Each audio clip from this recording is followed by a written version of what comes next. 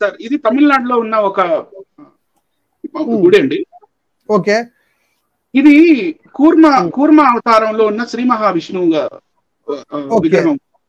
Okay. ఈ కూర్మ అవతారంలో ఉన్న శ్రీ మహావిష్ణువు చేతిలో ఏదో కనపడుతుంది, కొంచెం జూమ్ చేసి చూపించండి సార్. తప్పకుండా జూమ్ చేద్దాం సార్.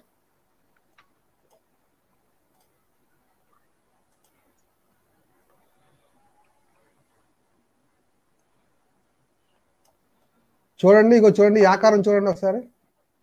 ఇది కూర్మ అవతారం సంబంధించిన, అంటే ఇది కొంచెం ఇరిగిపోయి ఉంటుంది కదా సార్ మూతి. అది కూర్మ అవతారం అంటే తాబేలు అవతారం సార్. తాబేలు అవతారమా? Okay okay right. అది తాబేలు అవతారమే. అంటే ఇక్కడ ఏమైనా డ్యామేజ్ అయిందేమోనని అనుకుంటున్నాను. ఓకే, ఇదిగో చూడండి కనపడుతుంది. ఇప్పుడు చూడండి, రౌండ్ ఓల్ షేప్ లో కనపడుతుంది చూసారండి. ఇది గుడ్డు, అంటే విగ్రహం పాత ఓల్డ్ విగ్రహం. ఇది కూడా ఇది 14వ శతాబ్దానికి చెందింది సార్. 14వ శతాబ్దం చెందిన ఒక విగ్రహం ఇది. ఆ కూర్మ అవతారానికి సంబంధించిన ఈ విగ్రహం చేతిలో, ఈ 2 చేతుల్లో ఏముందో చూడండి, గుడ్డు. అంటే ఈ సృష్టి అంతా ఈ గుడ్డు ద్వారా జరిగింది అనేది భావనగా ఈ విగ్రహాన్ని చెక్కడం జరిగింది. సాక్షులందరూ గమనించండి. Right right sir. నెక్స్ట్ వెళ్ళిపోదాం అండి.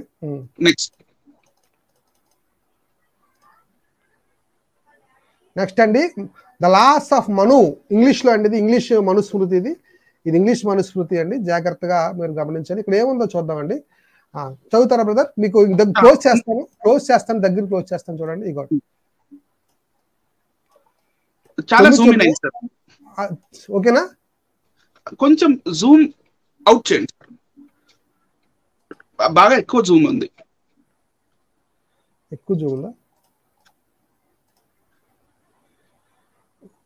ఒక్క నిమిషం.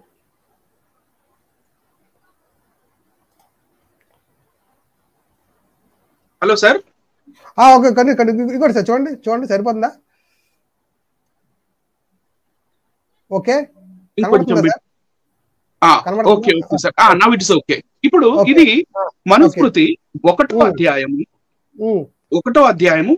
8వ శ్లోకం యొక్క తాత్పర్యం నుంచి నేను ఇంగ్లీష్ లో చదువుతున్నాను. చూడండి సార్. హీ థాట్ డీప్లీ అంటే దేవుడు హీ థాట్ డీప్లీ అంట. హీ థాట్ డీప్లీ, చాలా డీప్ గా ఆలోచించాడు. He wished to emit various sorts of creature from his own body.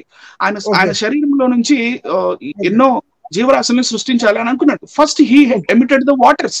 First ఆయన నీటిని పుట్టించాడంట. Then he emitted his semen in them. ఆయన వీర్యాన్ని అందులో పోసాడండి. అంటే బీజాన్ని పోసాడు. ఆ బీజం ఏమైందో చూడండి. That semen became golden egg. Golden egg clear గా ఎగ్ అని ఉందండి. చూడండి ఇక్కడ ఆయన మనుస్మృతి 1వ అధ్యాయం 9వ శ్లోకం. Golden egg as bright as sun with his 1,000 rays. Okay. Brahma himself, the grandfather of all people, was born in that egg. బ్రహ్మ ఆ గుడ్డులో నుంచి పుట్టాడు అని మనకి మనుస్మృతి 1వ అధ్యాయము 9వ శ్లోకం క్లియర్ గా చెప్తుంది మనకి. ఓకే ఓకే, ఇది కొంచెం తెలుగు చూపిద్దాం సార్. తెలుగు చూపిద్దామా? అది మొత్తం చదివండి, మొత్తం అయిపోయిన తర్వాత అప్పుడు అక్కడికి వెళ్దాం. సరిపోతుంది కదా ఇది? Okay. The waters are born of man. Okay. So it is said, indeed, the waters are the children of the primordial man. And since they were his resting place in the ancient time, therefore he is traditionally known as Narayana. So ఈ నీళ్ళల్లో నుంచి నీళ్ళని నార్ అంటారండి. ఆ నీళ్ళల్లో నుంచి ఉద్భవించిన ఆ పురుషుణ్ణి నారాయణ అంటారంట. Resting on those Born of man అంటే నారాయణ అంటే ఏదైతే నీళ్ళని తను పుట్టించాడో ఆ నీళ్ళలో ఉండే ఆ మనిషి పురుషుడి పేరే నారాయణ.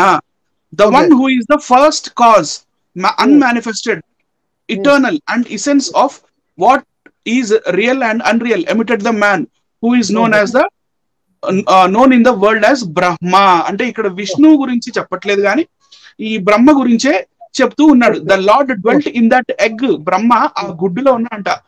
ద లార్డ్ అంటే 12 June. The lord dwelt in that egg for a whole year. ఒక సంవత్సరం ఆ గుడ్డులో వెళ్ళి కూర్చున్నట్టు మనుస్మృతి 1వ అధ్యాయం 12వ శ్లోకం యొక్క తాత్పర్యం. And then just by thinking he himself divided the egg into 2. ఆ గుడ్డు పగిలిందండి. గుడ్డు పగిలి అది 2 భాగాలుగా అయింది ఆయన బయటకు వచ్చే టైం అప్పుడు. Okay okay okay. Out of the 2 fragments he made the sky and the earth and the atmosphere in the middle. అంటే ఆ గుడ్డు 2 ముక్కలుగా ఇరిగినప్పుడు ఆ గుడ్డుకి పైన తొక్క కింద తొక్క ఉంటుంది కదండి గుడ్డుకి. ఆ పైన ఏమో స్వర్గం అయింది, కింద తొక్క వచ్చేసి భూమి అయింది, మధ్యాకాశం ఏమైంది, మధ్యలో స్పేస్ ఏదైతే ఆ 2 టెంకిల మధ్యలో ఏదైతే ప్లేస్ మిగిలిపోయిందో అది ఆకాశం అయింది అని చెప్తున్నారు ఇక్కడ. గుడ్డు. ఓకే ఓకే రైట్ అండి. అంటే అంటే ఆమ్లెట్ వేస్తే ఎలాగైతే మధ్యలో నుంచి ఈ శన ఇది వస్తాయో అట్టు వేయడానికి ఆమ్లెట్ వేయడానికి, ఆ విధంగా విడిపోయిన తర్వాత మధ్యలో ఉన్నదంటే అట్మాస్ఫియర్ గా మారింది అనమాట.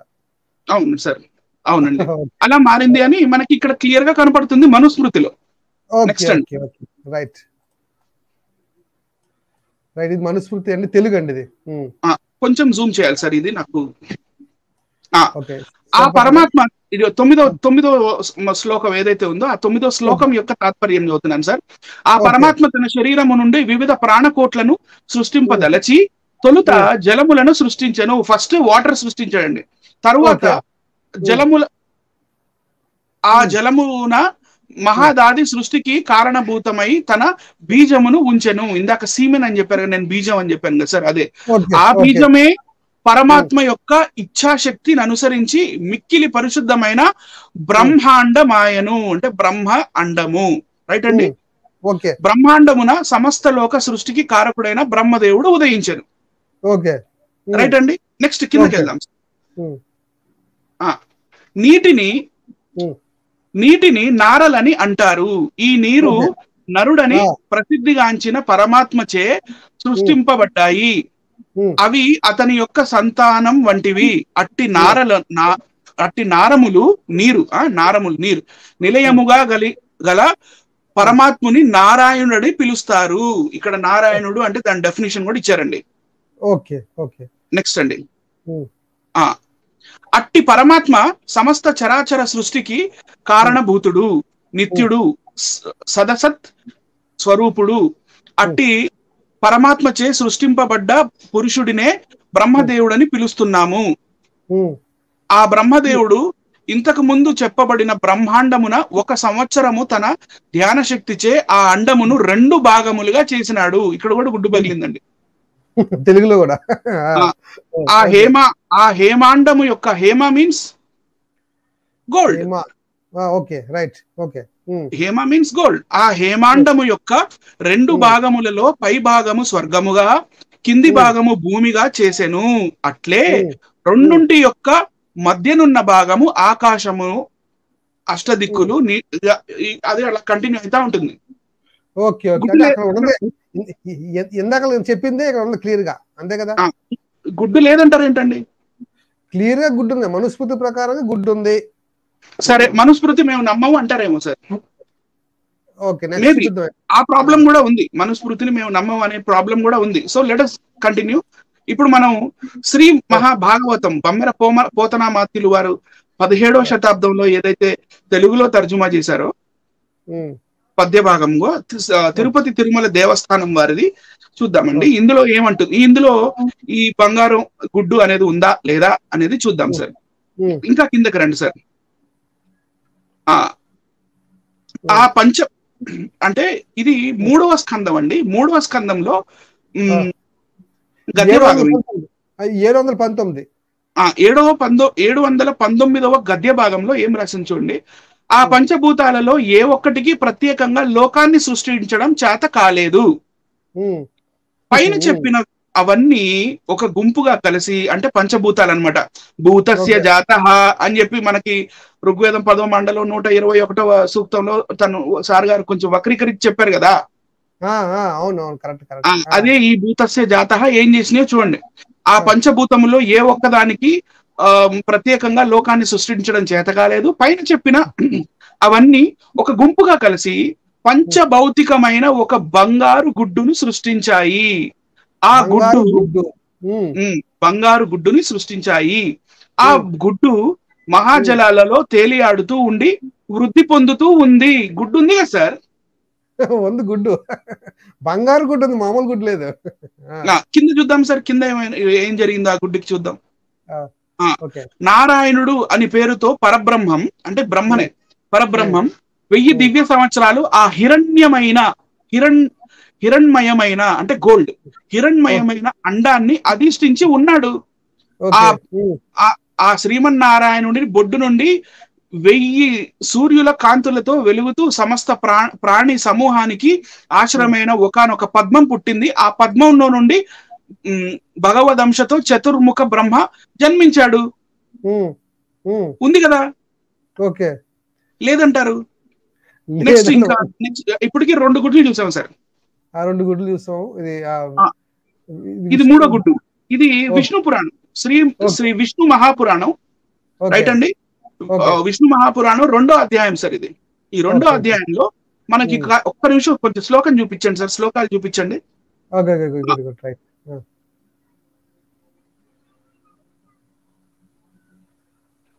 సార్ కనబడుతుందా? ఓకే,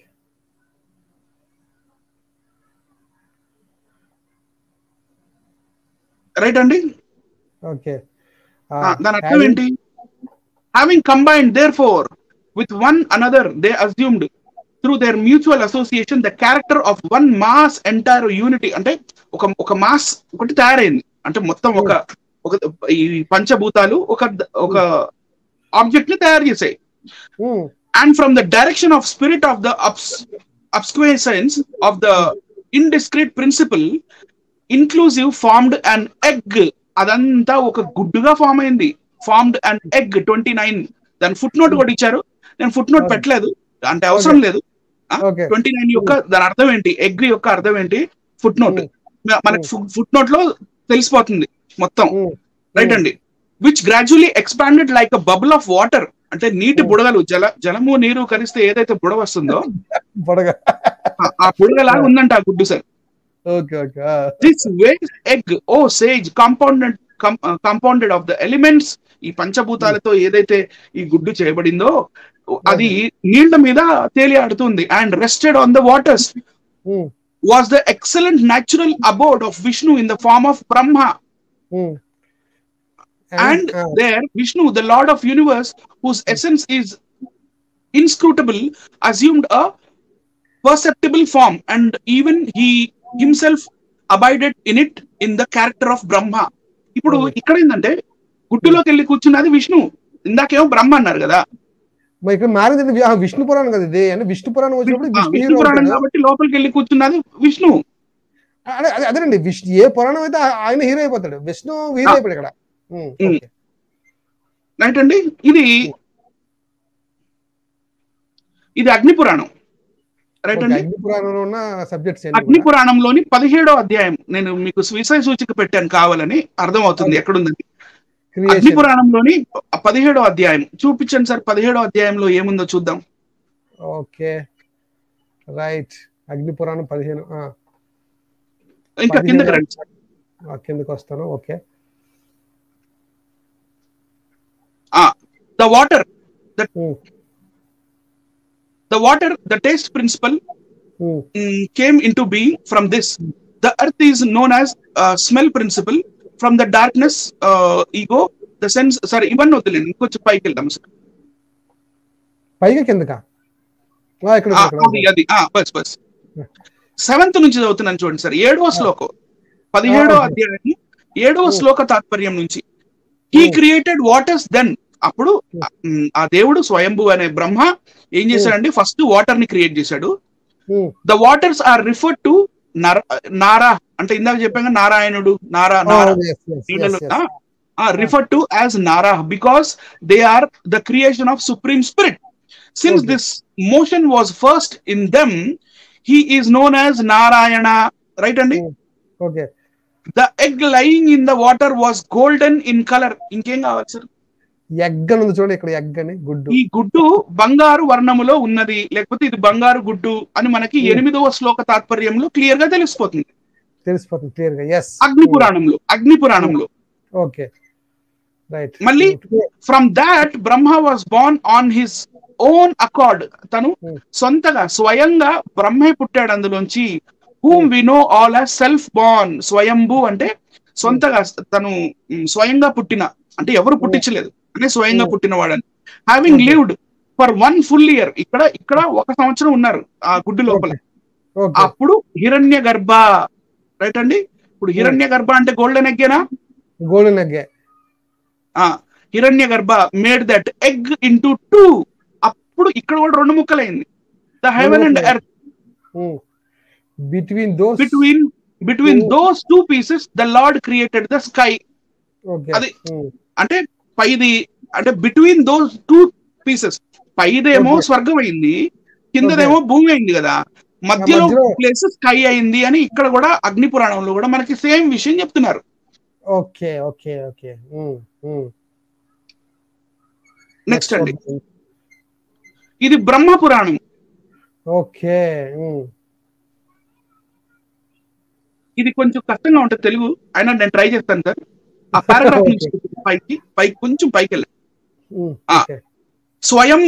స్వయంభు అయిన భగవంతుడు వివిధ ప్రజలను సృష్టింప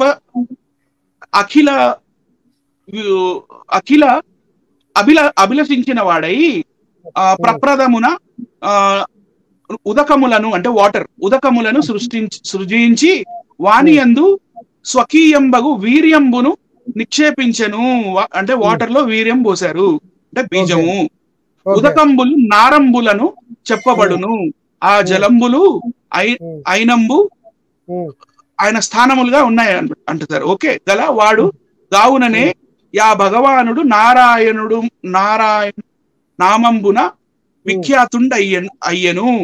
ఇట్లు జల వినిక్షిప్తమైన ఆ వీర్యము బంగారు రంగు గల ఒక గుడ్డుగా ఆవిర్భవించెను.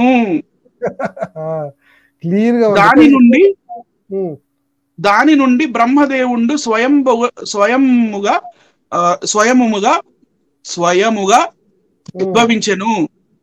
కావుననే అతడు స్వయంభు అని యస్మాదాదులచే నా కర్ణికపడుచున్నాడు. ఓకే. భగవంతుడగు హిరణ్య గర్భం నా జలంబు నంబడి ఉన్న యా అండంబున అంటే జలం, ఆ హిరణ్య గర్భము ఆ జలముల్లో ఉన్న అండంబున 1 సంవత్సరం వసించి ఉండి పిమ్మట దానిని 2 భాగములుగా చీల్చుకుని వచ్చి ఒక భాగము స్వర్గలోకమును 2వ భాగం భూలోకముగాను ఆ రెండిటి నడుమనున్న యంతరము ఆకాశముగా సృజించెను. సేమ్ స్టోరీ బ్రహ్మ పురాణంలో కూడా ఉంది. ఓకే. ఇది నెక్స్ట్, ఇది మత్స్య పురాణం అండి. హిందీ మత్స్య పురాణం 2వ అధ్యాయం సార్. ఇది హిందీ సాంస్క్రిట్. ఇక్కడ చూడండి, ఇక్కడ మనకి హిందీలో కనపడుతుంది. ఇక్కడ ఆపండి సార్. बीज का निक्षेप किया, वही बीज 1000 वर्ष व्यतीत होने पर सुवर्ण एवं रजतमय अंडे के रूप में परिणत हो गया. రజతం అంటే ఏంటి, సోనా అంటే ఏంటి, 2 ఒకటే కదా. ఓకే. अंडे के रूप में పరిణతి చెందిందంట, అంటే ట్రాన్స్ఫార్మ్ అయ్యింది. अंडे के रूप में परिणत हो गया. उसकी कांति 10 सहस्र అంటే 1000 అంటే 1000 10 सहस्र सूर्य के సాదృశ थी. సేమ్ ఇంకా అంతా సేమ్ అదే కంటిన్యూ అవుతుందండి. ఓకే. తెలుగులో కూడా సో ఈజీగా అర్థం అవడానికి అంటే శ్లోకాలు చూపిలేదంటారని శ్లోకాలు చూపించడానికి కోసం ఇలా మనం చూపించడం జరిగింది. ఇది మత్స్య మహాపురాణం. ఇదే సేమ్ మళ్ళీ తెలుగులో మత్స్య మహాపురాణం.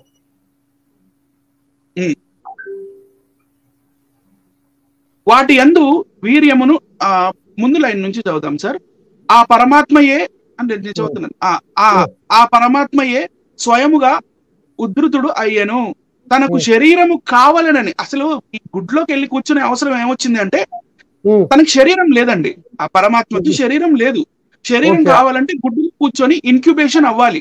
ఆ ఇన్క్యుబేషన్ పీరియడ్ 1000 సంవత్సరాలని ఒక దగ్గర ఉంది, 1 సంవత్సరం అని కొన్ని దగ్గర ఉంది. రైట్ అండి. ఓకే.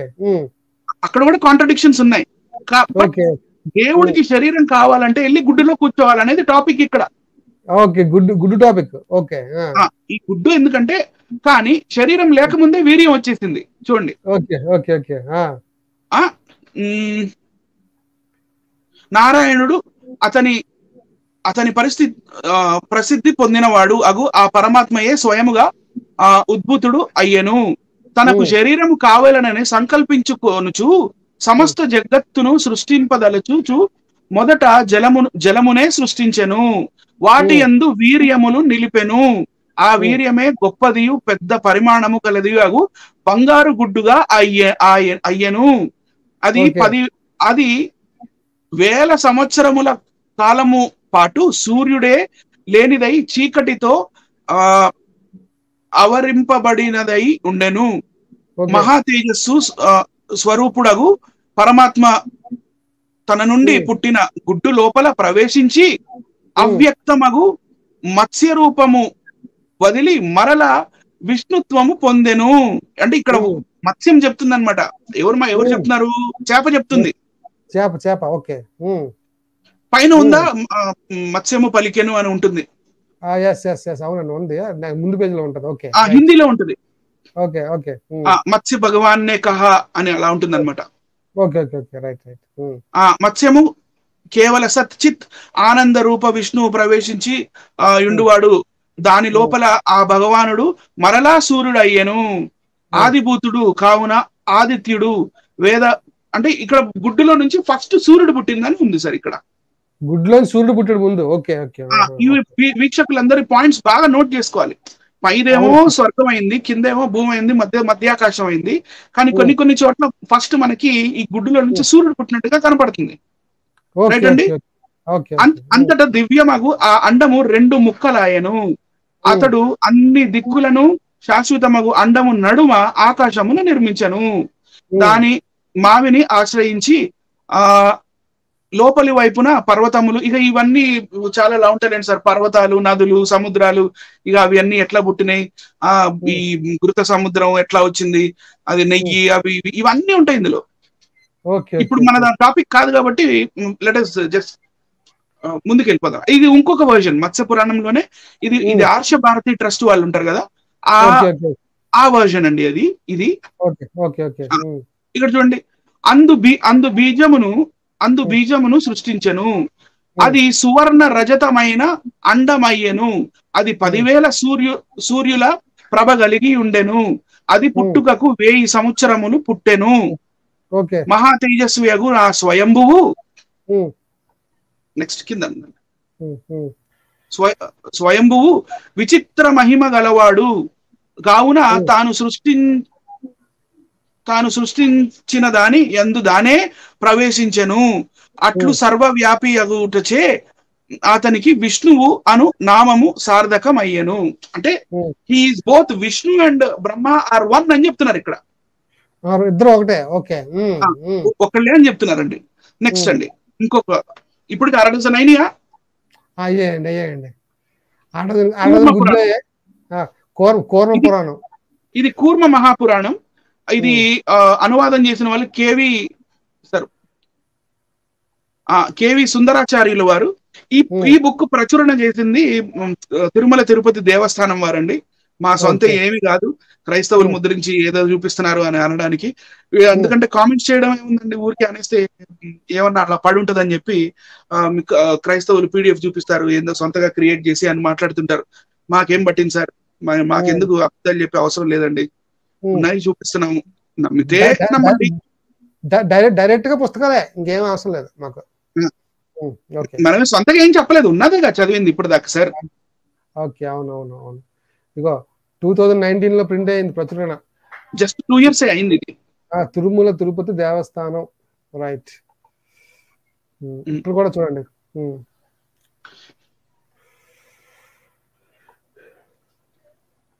విశేషాల నుండి జలములోని బుడగల వలె నీటిలోనే ఉండి పెద్ద అండము బ్రహ్మాండము ఒకేసారి పుట్టింది. ఓకే. ఉందా అక్కడ సార్? ఉంది, క్లియర్ గా ఉంది. బ్రహ్మాండం పుట్టిందని ఉంది క్లియర్ గా. బృహద అండంలో ఆ బృహద అండం, బృహద మీన్స్ ఐ మీన్ ఇక్కడ కూడా గోల్డే. Okay, gold. ఓకే. ఆ బృహద అండంలో సృష్టి స్వరూపమైన కార్యకరణ సిద్ధి పరమమేష్టికి ఏర్పడినది. ప్రాకృత అండంలో అంటే ఏదైతే ప్రకృతి పంచభూతాలు తయారు చేసినాయో అందుకనే ఇక్కడ ప్రాకృత అండం అన్నారు. ప్రాకృత అండంలో బ్రహ్మ సంజ్ఞ గల క్షేత్రజుడు ప్రపంచ రూపముగా విస్తారము చెందినాడు అనగా వృద్ధి చెందినాడు. సార్ నెక్స్ట్ పేజ్ లోకి వెళ్దాం సార్. ఇదే ఉంటది మొత్తం. ఓకే. బ్రహ్మాండానికి వెలుపల తనకంటే 10 రెట్లుగా అధికంగా జలం ఆవరించి ఉంటుంది. జలం బయటకు 10 రెట్లు తేజస్సు ఆవరించింది. తేజస్సు బయట 10 వాయువు ఆవరించింది. ఈ విధంగా వాయువు ఆకాశంతో ఆవృతమైంది. ఆకాశం భూతాది అహంకారంతో ఆవరింపనైనది. సో ఇదంతా ఎక్స్ప్లెనేషన్. ఇందాక మనం మత్స్య పురాణంలో కూడా చెప్పాను నేను, ఇవంతా ఎక్స్ప్లెనేషన్స్ అవసరం లేదని. ఇది ఇంపార్టెంట్ అండి. ఇక్కడ 47th శ్లోకం యొక్క తాత్పర్యం, ఓ బ్రాహ్మణులారా. సార్ ఓకే, బ్రాహ్మణులకు చెప్తున్నాడు ఇది. ఓకే, ఓ బ్రాహ్మణులారా. ఓకే, మనకు కాదు సార్, మనకు కాదు, బ్రాహ్మణులు కానీ వెంకట జగన్ గారికి ఇది. ఏం చెప్తున్నారు సార్? ఓ బ్రాహ్మణులారా, ఓ బ్రాహ్మణులారా, ఈ విషయంలో ఇంత మాత్రమే చెప్పవచ్చు. ఈ మాయ మిక్కిలి గహనమైనది. బీజ రూపంతో నేను వర్ణించినదంతా ప్రధానము అనగా ప్రకృతి కార్యము. ఇక్కడ దేవుడే చెప్తున్నాడండి. అంటే దేవుడిగా భావిస్తున్న ఎవరైతే ఉన్నారో ఆయనే సొంతగా చెప్తున్నాడు. ఇదే దిస్ ఈస్ ద ట్రూత్. ఈ విషయంలో ఇంత మాత్రమే చెప్పొచ్చు. ఈ మాయ మిక్కిలి గహనమైనది. బీజ రూపంతో నేను వర్ణించినదంతా ప్రధానము. అది ఫస్ట్ స్టేజ్. సెకండ్ స్టేజ్ ఏం చెప్తున్నాడు చూడండి, ప్రధానము. సెకండ్ స్టేజ్ ఇది శ్లోకం అండి. చూపించండి శ్లోకం ఒకసారి చూపించండి.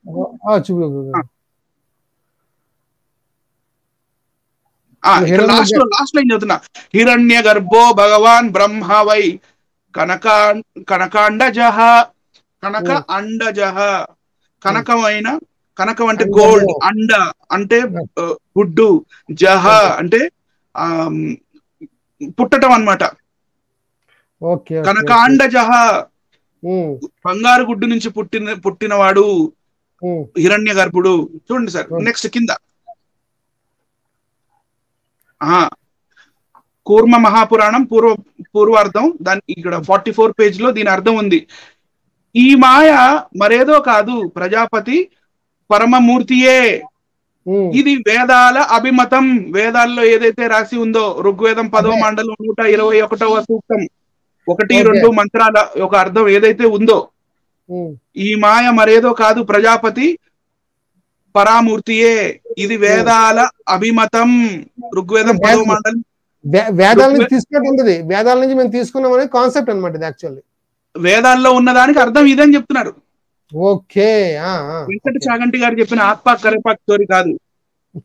ఓకే, రైట్ అండి. ఇది వేదాల అభిమతం.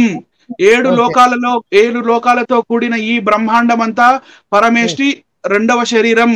హిరణ్య గర్భుడైన భగవంతుడు, హిరణ్య గర్భుడనే బ్రహ్మ బంగారపు అండం నుంచి జన్మించాడు. From the golden egg. మనల్ని చూపించండి సార్.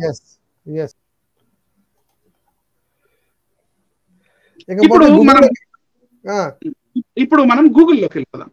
గూగుల్లో హిరణ్య గర్భ అని మీరు ఇప్పుడు నేను ఒక నిమిషం వెయిట్ చేస్తాను. ఈ ప్రోగ్రామ్ పాజ్ చేసుకోండి. మీరు గూగుల్లోకి వెళ్ళండి, హిరణ్య గర్భ అని టైప్ చేయండి, ఏమొస్తుందో చూడండి. Golden womb, egg.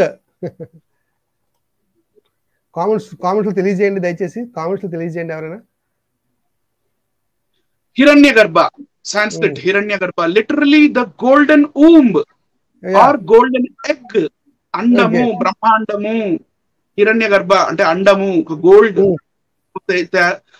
ప్రకృతి తయారు చేసిన ఒక బంగారంతో, కనకముతో తయారు చేయబడిన ఒక అండము, poetically translated as universal womb, is the source of creation of universe or the manifested cosmos in Vedic philosophy. వేదాల యొక్క సిద్ధాంతము లేకపోతే వేదాంతము ఏదైతే ఉందో వాటిల్లో దాని అర్థం ఇది అని చెప్తున్నారు. As well as an avatar of Vishnu in Bhagavata Purana. మనం భాగవతం కూడా చదివాం కదండి. నారాయణుడు అనే పేరుతో శ్రీ మహావిష్ణువు వెళ్ళి ఆ బంగారు గుడ్డులో కూర్చుంటే ఆయన బొడ్డులో నుంచి ఒక తీగ, దానికి ఒక పద్మం రావటం, ఆ పద్మంలో మరి బ్రహ్మ పుట్టడం, ఇవన్నీ మనం ఇందాక చూసాం భాగవత పురాణం 3వ స్కందంలో. సో అదే మనకు గూగుల్ కూడా చెప్తుంది. మనం అంత దూరం వెళ్ళక్కర్లేదు, గూగుల్లో చూస్తే తెలిసిపోతుంది. సరే ఇది సరే, దీన్ని మేము ప్రూఫ్ గా తీసుకోం. గూగుల్ అంటే నిన్నగాక మొన్న వచ్చింది అంటారేమో. సరే, ఇప్పుడు ఈ గోల్డెన్ ఎగ్ అనేది డైరెక్ట్ గా వేదాల్లోకి ఎలా వచ్చింది అనేది చూద్దాం. ఇప్పుడు ఈజిప్షియన్ మైథాలజీ అనేది కూడా ఒకటి ఉంది. ఈజిప్షియన్ మైథాలజీ, ఐగుప్తియులు. ఈజిప్షియన్ మైథాలజీలో మనకి ఇక్కడ మధ్యలో ఏదో గుడ్డులాగా కనపడుతుంది చూడండి. ఈజిప్ట్ దేవుళ్ళకి ఒక ముఖ్యమైన దేవుడు రా. ఆ దేవుడి పేరు రా. రా అంటే సూర్యుడు అని. ఇందాక మనం ప్రేక్షకులు నోట్ దిస్ పాయింట్ అని అన్నాను. నుంచి సూర్యుడు ఉదయించను అని ఉంది, సూర్యుడు పుట్టెను. ఇప్పుడు ఈ ఈజిప్షియన్ మైథాలజీలో ఏముందో చూద్దాం. ఈజిప్షియన్ మైథాలజీలో రైట్ అండి, there are several creation stories. అంటే సృష్టి యొక్క కథలు చాలా ఉన్నాయి from Egyptian mythology. One of the myth is about the Ogdoad అంటారు. It was a state of world. It was a state of the world before the gods were created. దేవుళ్ళు అనే ప్రతి వాళ్ళందరూ క్రియేట్ చేయకన్నా ముందు ఉన్న ఆగ్దాద్ అనే story. One of the forms of Agdad was the cosmic egg. Egg ఉంది. Okay, అంటే copy paste అనమాట. అక్కడ నుంచి అంటే ఈజిప్ట్ నుంచి కాపీ కొట్టారు అనమాట వేదాల్లోకి. అది పాయింట్, అది క్యాచ్ చేయాలి point.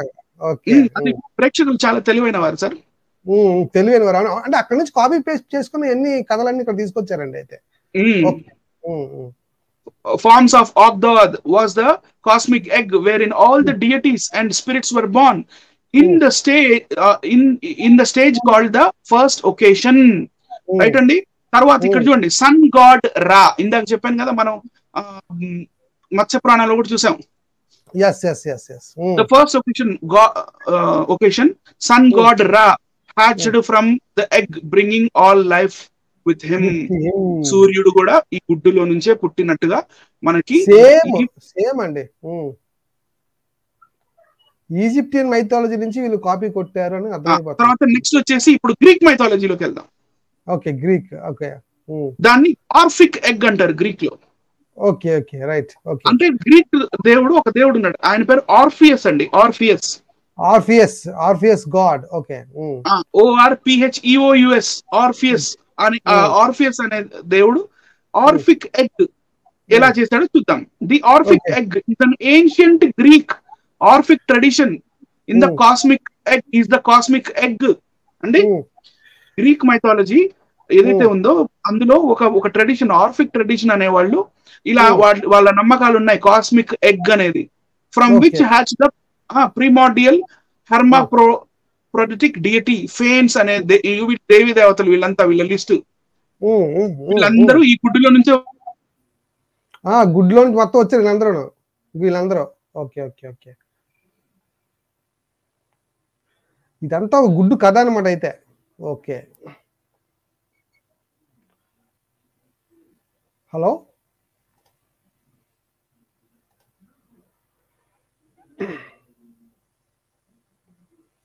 Hello,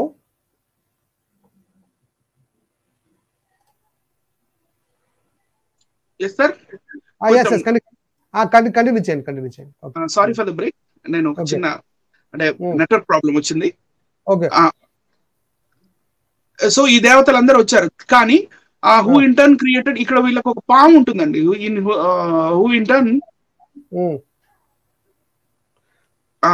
in turn created the other gods. The egg is often depicted with the serpent like creature అనక్నే అంటే వాండ్ అరౌండ్ ఇట్. అంటే వీళ్ళు ఏమంటారంటే, ఇప్పుడు ఆ బొమ్మను కరెక్ట్ చూపించండి, ఆ గుడ్డు మీద ఉన్న పాము. సో ఇవి స్టేజెస్ ఆఫ్ యూనివర్స్ అన్నమాట. ఇదొక స్టేజ్, అదొక స్టేజ్, దీనిపైన ఆ స్వర్గం, దీనిపైన ఆ స్వర్గం అనేది వాళ్ళ నమ్మకం. ఈ ఈ పావు ఎన్నైతే చుట్లు చుట్టుకుందో ప్రతి చుట్టూ ఒక్కొక్క స్టేజ్ అన్నమాట. పై స్వర్గం, కింద స్వర్గం, మధ్యలో స్వర్గం, భూమి పైన ఉన్న ఆకాశం, భూమి, అలా ఈ మధ్య లోకాలు అన్నమాట. ఇవన్నీ కూడా లోకాలు అనొచ్చా? అవునండి. Okay okay okay, right right sir. Next వెళ్దాం సార్. ఇదిగోండి, ఇది సార్ మీరు కొంచెం జూమ్ చేయాలి sir. Cosmic egg in the world mythology, the cosmic egg in world mythology, the birth of divine creator. ఈ సృష్టికర్త అనే అతను గుడ్డులో నుంచి ఎలా పుట్టాడు అనే మైథాలజీ ఏదైతే ఉందో అది ప్రపంచం మొత్తం ఉండేది ఒకప్పుడు ఒక్కొక్కళ్ళు ఒక్కొక్క అంటే అది నిజమా అబద్ధమా అనేది సెకండరీ, కానీ ఇలా అందరూ కాపీ కొడుతున్నారు. అది 100% అబద్ధం. దేవుడు గుడ్డులోంచి పుట్టడం అనేది అసలు అది మైథాలజీ అది. మైథాలజీ. ఇక్కడ చూడండి, యూరినోమ్స్ ఎగ్, ఇది వచ్చేసి ప్లెగ్సిన్. కొంచెం జూమ్ చేయాలి సార్, నాకు కనపడట్లేదు. కాదు అంటే వెంకట చాగంటి గారు అందుకే గుడ్లు అంటున్నారండి. అంటే మనం ఎన్ని చెప్తామేమని భయపడి. ఇప్పుడు చూడండి, యూరోనిమ్స్ ఎగ్, పెలాజియన్ మిత్, ఈ మైథాలజీ ఉంది. తర్వాత ఫిన్నిష్ మైథాలజీ అంటే ఫిన్లాండ్ కి చెందిన మైథాలజీ ప్రకారం ఒక బాతు గుడ్డు పెట్టింది ఫస్ట్. ఆ బాతు గుడ్డులో నుంచి వస్తాడు దేవుడు, వాళ్ళ ఫిన్లాండ్ యొక్క మైథాలజీ ప్రకారం. తర్వాత పర్షియన్ మైథాలజీలో ఇందాక మనం గ్రీక్ చూసాం, ఆర్ఫిక్ ఎగ్. ఈ పర్షియాలో వీళ్ళు యాక్చువల్ గా పర్షియా అంటే మీకు అర్థమైపోయింది కదా, ఇరాన్, ఇరాక్. ఇరాన్ అండి, మొత్తం ఇరాన్. ఓకే. ఆజ్రా మాజ్దా అంటే అహురా మాజ్దా. ఈ అహురా మాజ్దా అనే ఇతను కూడా ఈ గుడ్డులో నుంచే వచ్చాడు. రైట్ అండి. అహురా మాజ్దా జొరాస్ట్రియనిజం లో ఉంది. ప్రేక్షకులు చాలా జాగ్రత్తగా విని అర్థం చేసుకోండి. ఈ అహురా మాజ్దా అనేది మరి ఈ వేదిక్ వరల్డ్ యొక్క ఈ వేదిక్ లిటరేచర్ తోటి చాలా దగ్గరగా ఉంటుంది. అవెస్టర్న్ లాంగ్వేజ్ లో రాసి ఉంటుంది అది. రైట్ అండి. తర్వాత స్లావిక్ మైథాలజీ, స్లావిక్ కంట్రీస్ ఉన్నాయి. రైట్ అండి. ఈ స్లావిక్ కంట్రీస్ లో కూడా రోజ్ వరల్డ్ ఎగ్ అని ఉంటుంది. రైట్ అండి. నెక్స్ట్ కింద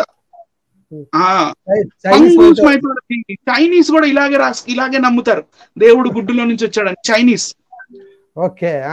రైట్ అండి. ద ఎగ్ ఆఫ్ రా అంటే సూర్యుడు గుడ్డులో నుంచి పుట్టినట్టు ఈజిప్షియన్ మైథాలజీలో మనం ఇందాక చూసాం.